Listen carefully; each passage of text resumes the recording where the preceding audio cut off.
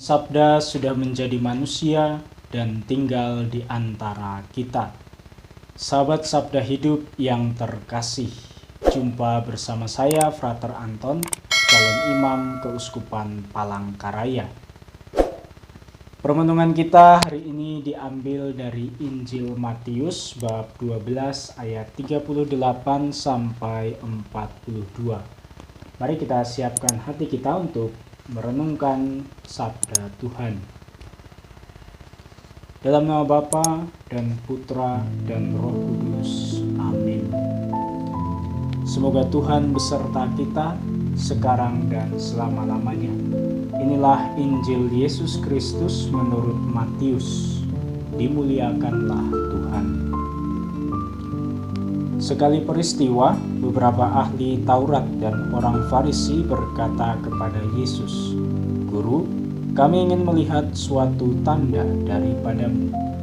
Jawab Yesus kepada mereka, "Angkatan yang jahat dan tidak setia ini menuntut suatu tanda, tetapi kepada mereka tidak akan diberikan tanda selain tanda Nabi Yunus. Sebab seperti Yunus tinggal di dalam perut ikan 3 hari 3 malam, demikian pula Anak Manusia akan tinggal di dalam rahim bumi 3 hari 3 malam. Pada waktu penghakiman, orang-orang Niniwe akan bangkit bersama angkatan ini dan menghukumnya juga, sebab orang-orang Niniwe bertobat setelah mendengar pemberitaan Yunus, dan sungguh yang ada di sini lebih daripada Yunus. Pada waktu penghakiman, Ratu dari Selatan akan bangkit bersama angkatan ini, dan ia akan menghukumnya juga. Sebab Ratu itu datang dari ujung bumi untuk mendengar hikmat Salomo, dan sungguh yang ada di sini lebih daripada Salomo." Demikianlah Injil Tuhan. Terpujilah Kristus. Para sahabat Sabda Hidup yang terkasih, sebutan paling umum yang disematkan pada manusia ialah makhluk sosial. Manusia adalah makhluk sosial karena manusia pasti membutuhkan pertolongan dari manusia yang lain.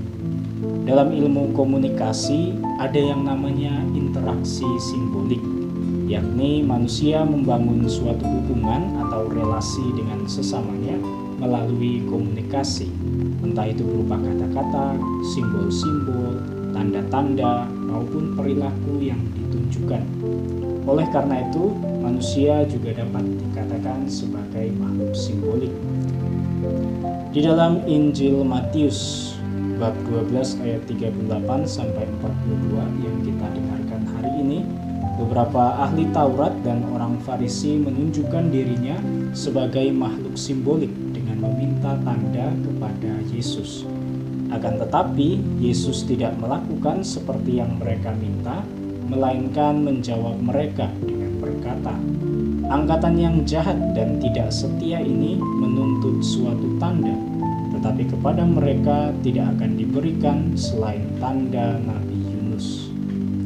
Kalau kita melihat dalam kitab suci, pada bacaan sebelum perikop Injil ini dikisahkan tentang Yesus yang menyembuhkan orang yang kerasukan setan. Mestinya mujizat penyembuhan yang telah dibuat oleh Yesus itu menjadi suatu tanda yang cukup bagi para ahli Taurat dan juga orang Farisi yang menuntut tanda dari Yesus untuk percaya pada Yesus. Ini berarti menunjukkan bahwa para ahli Taurat dan juga orang Farisi itu memiliki maksud yang lain, dan Yesus mengetahui hal itu sehingga ia tidak melakukan seperti apa yang diinginkan oleh orang-orang tersebut.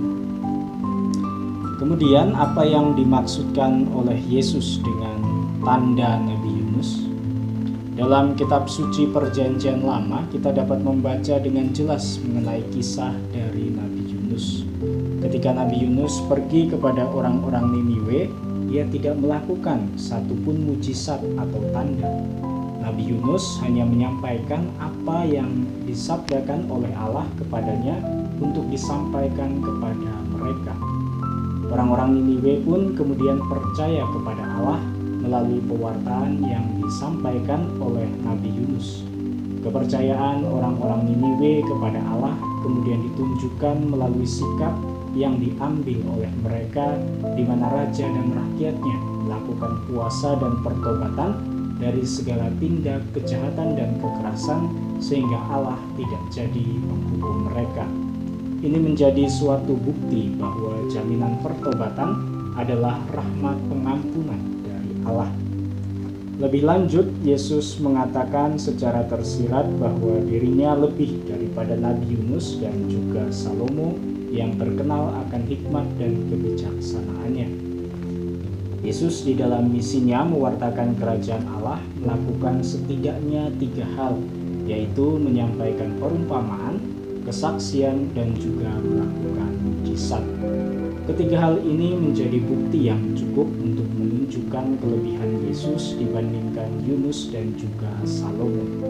Yesus juga memberikan perbandingan yang lain, yaitu antara orang-orang Niniwe dan para ahli Taurat serta orang Farisi dalam hal bertobat dan menaruh percaya pada Allah. Para ahli Taurat dan orang Farisi yang notabene mempelajari kitab suci dengan lebih teliti ternyata tidak jauh lebih baik daripada orang-orang Niniwe yang hanya dengan mendengar pewartaan Nabi Yunus lalu menjadi bertobat dan percaya. Orang-orang Niniwe menjadi suatu model bagaimana pendengaran dapat menghantar seseorang kepada sikap beriman. Para sahabat Sabda Hidup yang terkasih, kita pun diajak untuk mengimani Kristus tanpa menuntut suatu tanda. Injil yang kita dengarkan hari ini memberikan pesan kepada kita untuk menaruh sikap percaya tanpa syarat kepada Allah. Penyelenggaraan Tuhan dalam hidup kita yang dapat kita jumpai lewat kemurahan hati dan kepedulian sesama menjadi sarana yang dipakai Tuhan untuk mengganjar kita atas sikap iman dan kepercayaan kita padanya. Semoga Allah yang Maha Kuasa mengasihani kita, mengampuni dosa kita, dan menghantar kita ke hidup yang kekal. Dalam nama Bapa dan Putra dan Roh